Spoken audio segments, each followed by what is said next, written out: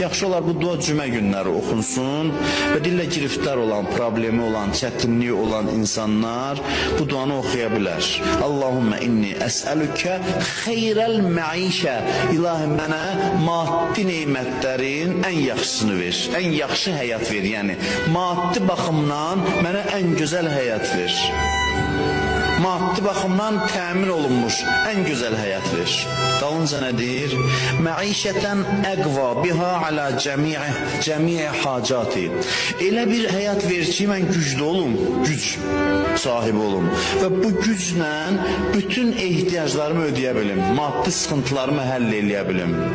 Görün, nə yaxşı duadır. Çoxların sevinir ki, belə sözlər danışır, yoxsa tanışırsınız ki, az qal, ahirətdə cənnətə ged. Elə bu danışdığınız budur ancaq.